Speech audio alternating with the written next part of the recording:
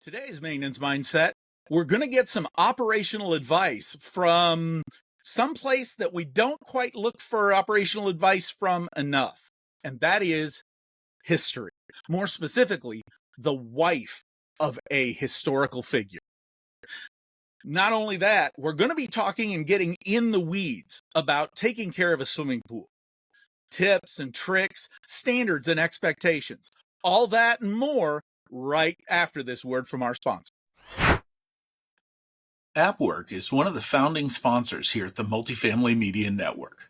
Much more than maintenance, AppWork is advanced business intelligence. Streamline maintenance workflows and keep an eye on the leaderboard as your service teams enjoy the gamification of maintenance. Visit appworkco.com and transform your productivity today.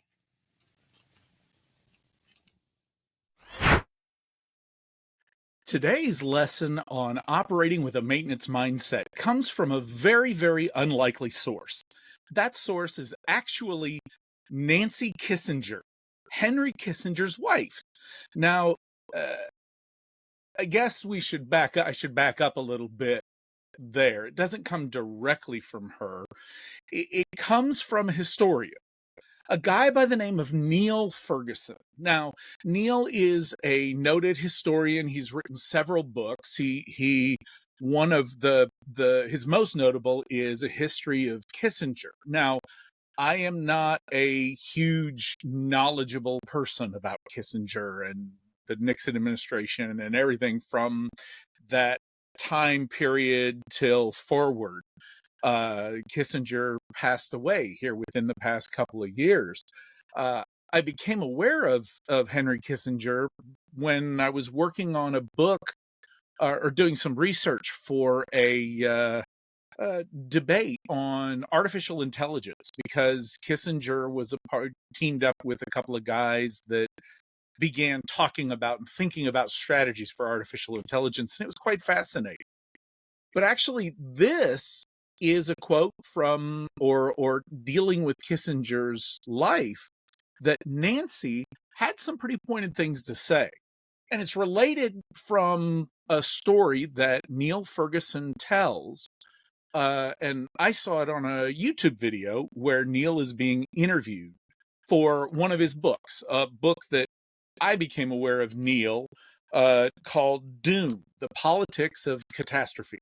And this book is quite interesting. It came out in 2021, right in the middle of the pandemic, and it's about catastrophe and how bad things happen historically. But what was really interesting was that particular book, Doom, was written in 2019, so before the pandemic. But before I go down too many rabbit holes, the story that Neil tells about him writing the book and the illumination that Henry Kissinger's wife, Nancy, brings is what I'm really focusing on for our operating with a maintenance mindset understanding today. You see, the way the story goes, Neil had finished his first volume of the book, and he was very, very proud of a particular section that talked about the Vietnam War. In 1967 and 1968, Kissinger was spending a lot of time in Paris trying to find a diplomatic solution to the Vietnam War. And there's a lot more that goes on around it. But Neil was going by a bunch of written documents and firsthand stories, and found or got some diaries that Kissinger had made. Apparently, Kissinger was a profound journalist, so he journaled every day and wrote things. And Neil did a lot of research third hand. And then he got invited to go to dinner with the Kissingers. And he relates the story saying that before Nancy left the room, when Neil was talking with Henry about what he had discovered and how Neil had written, and the fact that he was very happy with how that particular section of the book came out, Nancy paused Neil's retelling to Henry about Henry's life and said, "Neil, you said that Henry spent a lot of time in Paris working during those years."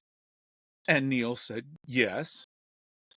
And Nancy looked at him and he says, "Why do you really think that Henry was in Paris so much during that time?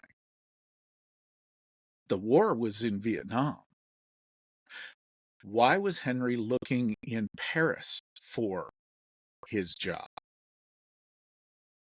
And Neil tells the story and he pauses because, as a historian, his job is to look through documentation, look through all of the records and put together a story and then tell that story. That's Neil's job. You see, the reason why Nancy was pointing that out was the reason why Henry was in Paris those years is because that's where Nancy was working. In other words, the real motivation for Henry Kissinger to be in Paris during that time was not his job. He wanted to be with his wife. And the moral of this story, or the reason that this applies to our operations on an apartment community, is that Neil only found out the details by going to the source. He had all the documentation. He studied the documentation. That was his job, is to study the documentation. And yet, he didn't find out the true story until he went to the source and talked to Nancy in person. Now, the application for us out of this lesson is, how many times on the property do we hear from somebody who tells us something and we either take it as gospel or we completely disagree because it goes against all the documentation that we've seen? See, my story, the personal story application of this was, I was doing some work in Houston, Texas at a property, and we had gone and we were doing some inspections and some other things at the property with the swimming pool, and it was about 1 o'clock, 2 o'clock in the afternoon, middle of summer, and I mean it was rather hot. And I'm packing up and getting ready to go and head to a different property that I was working at for this management company. And the maintenance supervisor stopped me and he says, "Paul, can I show you something?" "Sure. I'm here to help." He takes me to the model apartment, opens up the utility closet, and we take a look at the furnace. And instantly, the problem becomes apparent, because when you look at the furnace, the chimney coming out of the top of the furnace ended approximately 18 inches above the top. In other words, the exhaust duct ended. And I looked at him and I said, "Where is it?" "It was a gas furnace. You've got to have that be vented out the building." And he looked at me and he says, "I don't know. I came in here after the roof was done, and this is what I found." Well, the roof had just recently been done, and I took out a flashlight, looked up there, and sure enough, there was no vent between the top of the 18-inch stack off the furnace and the roof. We were upstairs in the apartment, and where the hole that you could see in the roofing material, the OSB that was there was a membrane covering the hole. In other words, the only thing I could think that happened was the roofers who were up on the flat roof that were installing the membrane They pulled out the riser, the shield, the flashing, the everything that was up on the roof. And when they did that, they took off the top section of the vent. So in other words, we've got a major problem. Real quick, we gathered the maintenance team around and we went around to the rest of that building, and we found that in that building of 24 apartments, there were 3 other apartments that the vents were pulled and the membrane went right over. We went over that whole property and come to find out there were 14 apartments at this community that the vent stack had been pulled and the membrane had been put over without the vents being run out the chimney. This is bad.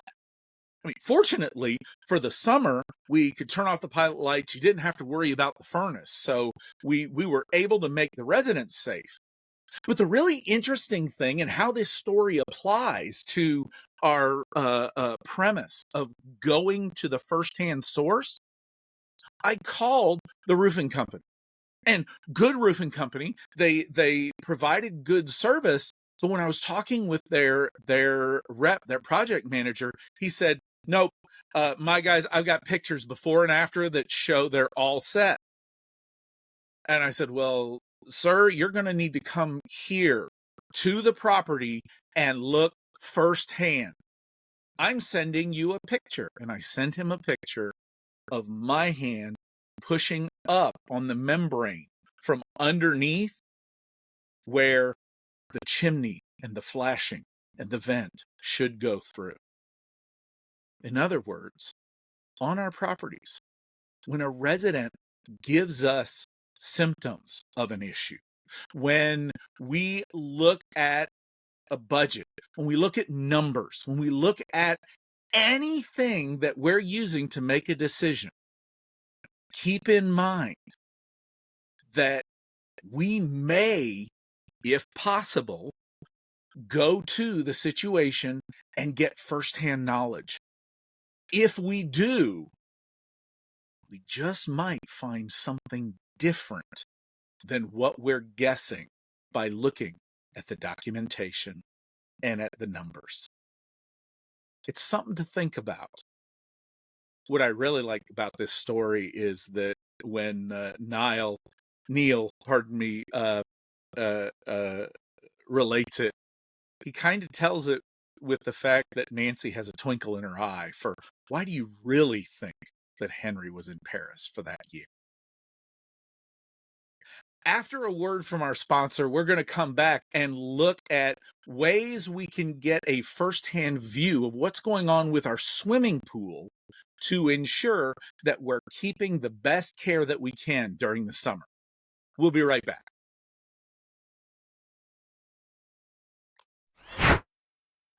Our sponsor today is AppWork.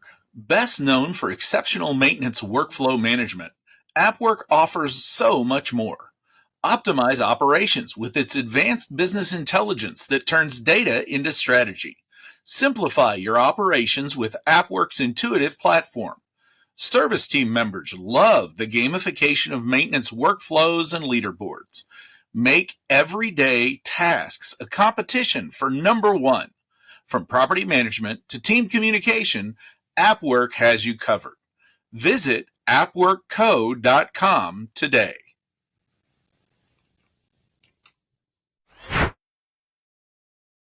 Welcome back. We're going to talk about the swimming pool next. I know we've already talked about the swimming pool a few episodes ago, but that was in light of how to manage it from a theoretical standpoint. It also gave us some values to use in why maintaining a swimming pool is important and why it's worth the time. Now we're going to talk about how. And fair warning, we're going to get a little bit in the weeds, but it's getting into the weeds that we will ensure that our maintenance technicians are able to take care of the swimming pool with excellence. The first thing about operating a swimming pool is to where everybody has a clear expectation, meaning how often are we at this swimming pool going to be doing the things that need doing around the swimming pool. That begins in the morning before the pool is open. There should be an expectation needs to be set that the swimming pool will not be open until a certain time. That means we as maintenance need to be in working on doing cleaning, adjusting, testing before anybody is in the water. That may mean the swimming pool doesn't open until 10 a.m. and we get there at 8:30, or somebody gets there at 8:30. The reality is that no matter what kind of system you have on your swimming pool to adjust or maintain the chemicals, a physical person must lay eyes on the swimming pool every single day. One time a day, minimum, a physical test using a test kit should be performed. Now, this is not an endorsement, they're not a sponsor, but my preference for testing swimming pools is Taylor. Their test kit is easy to use. I find it universal in its application. And the nice thing is there's a good cost benefit for it.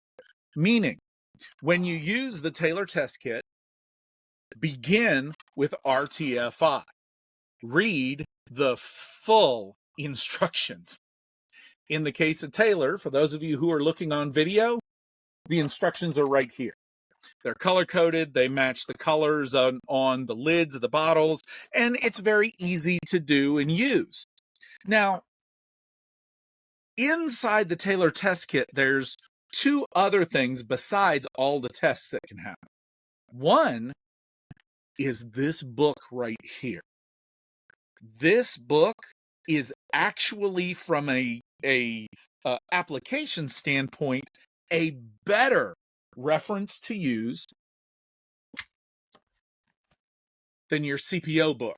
The CPO book is very, if I can say this in the best light, it's very long-winded. It's a great reference. It's a good resource. It has a lot of science, and it goes way in more depth of science than what we're covering here in the time that we have together. But from a practical application standpoint, this is a very, very good reference. Keep it on hand, and if you have questions about what's going on at your pool, this does a very good introductory job into problem solving and explaining just what the chemicals we need are. The second thing, besides the testing that's in the Taylor test kit, we're going to talk about in a little bit, because there's some setup that's required in order to really understand how cool this particular tool is that Taylor gives us access to. So this particular kit that I use is what is called the complete kit. It has the tests required to maintain our swimming pools all within a nice box that's easy to store and easy to use. As a matter of fact, from our suppliers, you can purchase the individual chemicals in their bottle form as they run out. Oh, and by the way, if you are testing appropriately, you will run out of these chemicals 2 to 3 times over the course of a full summer season here in the South. And the reason why I say that is because we go back to that expectation. You know, the expectation is a minimum of once per day. No matter what kind of system you have, we are testing the chemicals. The chemicals that we test on a daily basis is chlorine and pH. Now, chlorine, that's a sanitizer and an oxidizer. That is what kills germs, and it also helps keep the water nice and pretty crystal clear. pH, that's Latin for protens hydrogen, which basically, in non-scientific Paul Rhodes terms, how much hydrogen is in the water? Yes, hydrogen ions. It's a bunch of sciencey stuff. In the end, national Per the Model Aquatic Health Code, we want maximum of 10 parts per million of chlorine to be in the water. Any more than that, and nobody should be in the water. And not only that, we want our pH to be between 7.2 and 7.8. Any lower than that, and the water is classified as acidic, too acidic for our eyeballs to be comfortable. Anything above that, above 7.8, the water is too base, too alkali, and our eyes, again, are uncomfortable. As a matter of fact, it's a common misconception that people think that when your eyes get red from swimming, that it's a chlorine issue. More common than the chlorine is actually that it is a pH issue. In other words, the pH in the water is far enough away from our eyeballs that they become irritated. And they can get quite irritated if the pH is off. So every day we test chlorine and pH. If the chlorine's too high, shut down chlorine and let it drop back down. If the chlorine's too low, add some, whatever kinds of chlorine you have. pH. Now, pH is a little bit more challenging. The reason why pH is important is twofold. One, it's a comfort level for our eyes when we're swimming. The second reason why is the level of pH determines how effective the chlorine is at doing its job. The lower the pH, the better chlorine works. The higher the pH, the less effective the chlorine is in the water. But the challenging part is that pH as a measurement is actually what accountants would call a trailing indicator, meaning that pH is actually a part of water balance. In other words, pH should be, if we're maintaining our pool correctly, should be the last thing that we make an adjustment to. We need to adjust the other factors of pH in order to get the pH we desire. Those other factors I'm talking about are alkalinity and calcium hardness. You see, where swimming pool is concerned, water balance is made up of a few things. It's made up of pH, alkalinity, calcium hardness, the temperature of the water, and total dissolved solids. Now, that last one, total dissolved solids, there's not a test for that found in our test kit. And that's why it's a good idea every month, month and a half or so, take a sample of your water in a plastic water bottle. You can take whatever water bottle that you've bought from the store, drink it, especially because it's hot outside now, and then fill it back up with pool water. Take that to your local neighborhood pool store and let them test, run a full battery of tests. They will tell you what the total dissolved solids are. Now, in general terms, if you're backwashing your water, if you're draining and you're vacuuming to drain, you should be okay where total dissolved solids are concerned. But it is a factor in water balance. Now, the other segments of water balance, which pH, alkalinity, the water temperature, and calcium hardness. Water temperature, generally during the summer, you don't even worry about it because there's nothing we can do. The air outside determines what the temperature of the water is going to be. So that becomes something we don't adjust. We adjust for it. And the reason why I say we adjust for it is because it is based on the temperature of the water that the water determines how much calcium hardness it needs to have. See, calcium is a mineral in the water that is expecting to occur at a certain amount. but calcium is actually backwards than almost everything else that you and I deal with. And by that, I mean like this. You see, I live in the South, and down here in the South, we drink iced tea one way. That's right, we drink it sweet. And if I travel up north and I order iced tea, it doesn't come sweet. Matter of fact, the server quite frequently, when I ask for sweet tea, they look at me and they point to the other side of the table and they say, "Oh, you got sugar right there." The problem is, have you ever tried to put sugar into iced tea? All you get is crunchy tea. I mean, the sugar doesn't dissolve in iced tea. Down south, if you're familiar with it, how do you make sweet tea? That's right. You put the sugar in while the tea is still hot. Why? Because the sugar dissolves in a higher temperature. Calcium in pool water is opposite. By that, I mean calcium actually dissolves better in cold water.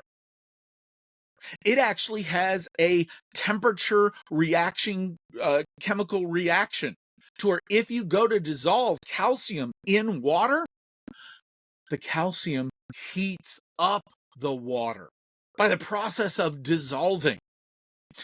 This is why calcium is one of the primary ingredients in ice melt. Don't go using calcium to melt ice on your sidewalks.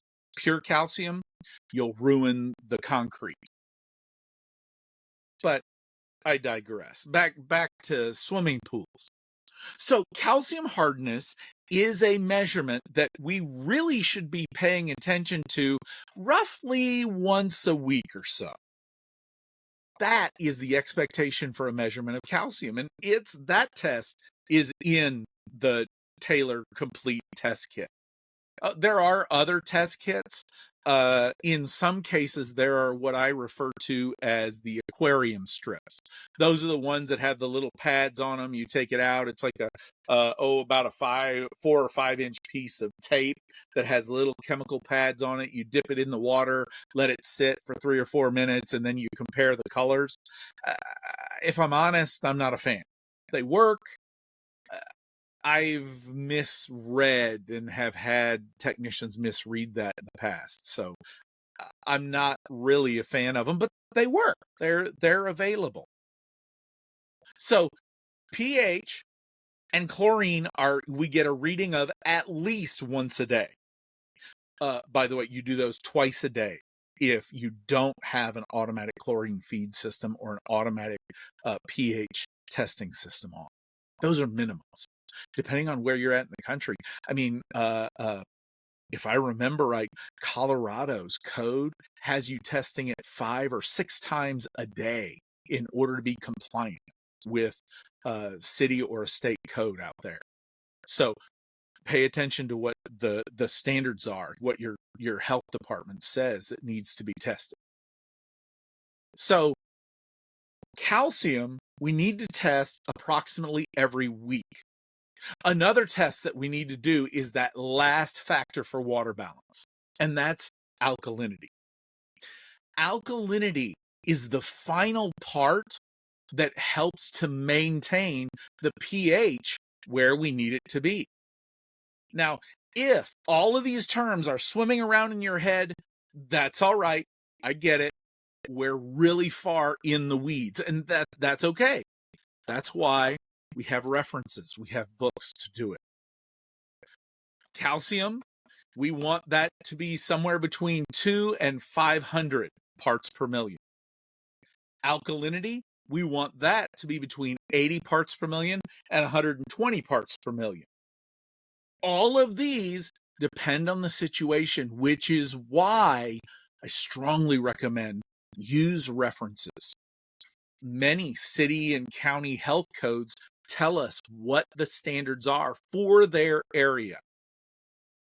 Now, all of those test measurements we go into what is classified as water balance. And we need the water to be balanced to help us maintain the chlorine, that sanitizer, and the oxidizer at appropriate levels, which that's and the effectiveness of that helps us to keep our swimming pool looking its best. But there's one other factor involved where chlorine is concerned, and that is a little factor called stabilizer. Now, stabilizer is a chemical additive that is given to chlorine that acts like sunscreen. It prevents the ultraviolet radiation from having a bad effect, or in essence, burning off the chlorine in the swimming pool water. And that is one test that, in my experience across the country, is not done enough. See, the problem is that calcium, alkalinity, pH, and chlorine will always vary based on the conditions that you have going on. Those numbers can go up or down depending on what's happening. Stabilizer, which the chemical additive is called cyanuric acid, the stabilizer, if you're using the sticks and the bricks, the pucks, the solid compacted form of chlorine in your swimming pool, that stabilizer is going to constantly rise and increase throughout the summer. The problem with that is that if it gets too high, it actually stops chlorine from doing sanitizing and oxidizing. In other words, you could have a swimming pool that has 20 parts per million, twice the amount of chlorine that we are supposed to be accepting in our swimming pool. And if the cyanuric acid is up over 100 parts per million, that chlorine is just sitting there. It's not sanitizing anything. It's not cleaning the water. As a matter of fact, it's doing nothing. And the problem with that is that we'll have maintenance technicians, we'll go out there and we'll do tests on the pool, and we'll start scratching our head going, I've got a lot of chlorine in here. Why does this place look like a swamp? The answer, you have chlorine in there. It's not doing anything. Case in point, we go all the way back to where we started. Have and execute an expectation. My recommendations from experience: daily, chlorine and pH. Weekly, you measure alkalinity, calcium hardness, and you document the temperature. About every month and a half, you take a sample to your local pool store, and there you get a measurement of the total dissolved solids. At that same time, monthly or every month and a half, measure the stabilizer. Perform the cyanuric acid test. Now, these tests that you're performing, they get done or they get made in a comparator tube. And that comparator tube, essentially what you're doing is you're taking chemicals and you're dripping and you're changing colors in there. The problem is that if you do it right next to the pool while it's occupied, or while people are out looking and seeing what you're doing, it can get alarming. I mean, you take water from the pool and then you change its color just by adding drops. The pool water starts out as clear, then you add some drops and you turn it green. Then you add some different drops and you count it, how many drops it takes to go from green to red. Now, here's the thing. If mom or dad sees pool water changing colors from green to red, what do they think? reality is, it might be perfectly fine and good. But remember, perception matters. And if our residents think, if they perceive that there is a danger, then perception is reality, whether it's true or not. What I'm getting at here is begin with the expectation. Chlorine and pH every day.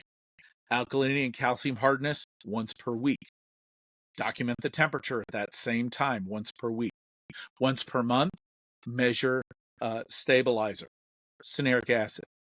Once every month and a half, 2 months, take a water sample to your swimming pool store and have them find out how much, or test for how much total dissolved solids there is in the swimming pool. Oh, one last thing. When we're looking at swimming pools, be sure that you do read all the instructions in that book if you do the Taylor test kit. And the reason why is because if you're maintaining a pool the way that the Model Aquatic Health Code says, there is a mathematical formula found inside the Pool and Hot Tub Alliance Certified Pool Operator book that is actually taught as a part of the certificate program. And that mathematical formulation is actually quite lengthy, and you have to complete it in order to do the exam. It's actually a part of Appendix B in the back of the book. It's this page here, just in case, page B5 in the CPO manual. But the thing about the Taylor test kit is it gives you a tool, what is called a watergram. This slide rule actually gives you what the long mathematical calculation does just by matching up numbers on the wheel itself. It gives you what the water balance is to maintain your pH where you want it to be so that your chlorine can do and provide the best service. That is the ultimate end of following through on what the expectation is. I hope you're still with me, even though we did go into the weeds quite a bit on how to maintain your swimming pool. For more information, I would recommend the Taylor Pool Water Chemistry book or the Pool and Hot Tub Alliance's Certified Pool Operator book. If there are questions or there's anything you would like me to cover in regards to a swimming pool, tips or tricks or things to look out for, do me a favor and head over to the Multifamily Media Network page. We have the ability to where you can record a comment or send a direct message to me, and I'll be happy to provide specific information if I can. I'll do everything I can to keep it anonymous unless you want me to tell who you are. Otherwise, thank you very much for spending your time with me today. I don't take it as a small thing that you spend some amount of time with me today. Do me a favor, before you leave, smash that subscribe button and click on the notification of whichever service you're listening to this on. That way you'll be notified when we drop a new episode of either the Maintenance Mindset or the short episodes of Maintenance Mindset Minute. Beyond that, thank you again, and I'll see you somewhere.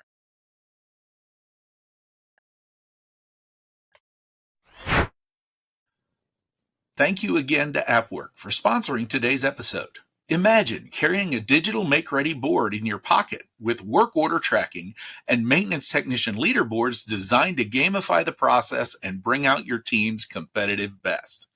AppWork offers solutions to headaches that have plagued the multifamily industry for decades. Visit www.appworkco.com today.